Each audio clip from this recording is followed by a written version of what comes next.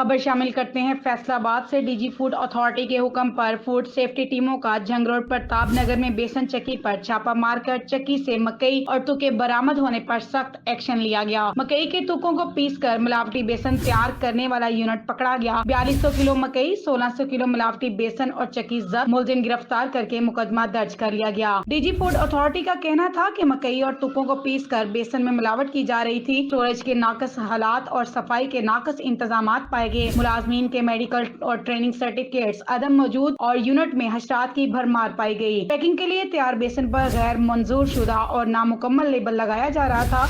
मिलावटी बेसन को दिलकश पैकिंग लगाकर फैसलाबाद की मार्केट में सप्लाई किया जाना था, जिसकी वजह से कार्रवाई अमल में लाई गई। नाकस अशिया खुर्दनोश का इस्तेमाल मुतअद्दिद मौजी अमराज का सबब बनता है। डीजी फूड अथॉरिटी का मजीद कहना था कि जालसाजी का घिनौना धंधा करने वाले बाज रहें। जीरो टॉलरेंस पॉलिसी है। प्योर फूड रेगुलेशंस की पासदारी लाजिम है। खिलाफ वर्जी करने वाले के कारोबार बंद कर दिए जाएंगे।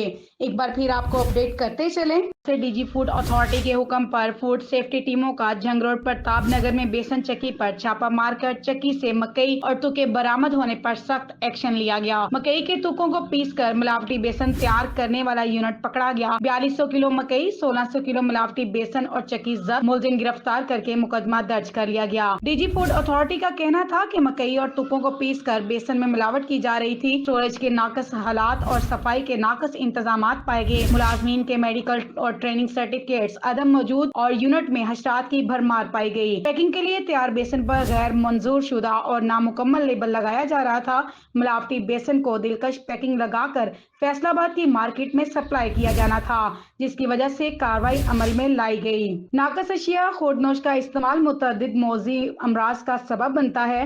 डीजी फूड अथॉरिटी का मजीद कहना था कि जालसाजी का घिनौना धंधा करने वाले बाज रहें। जीरो टॉलरेंस पॉलिसी है। प्योर फूड रेगुलेशंस की पासदारी लाजिम है।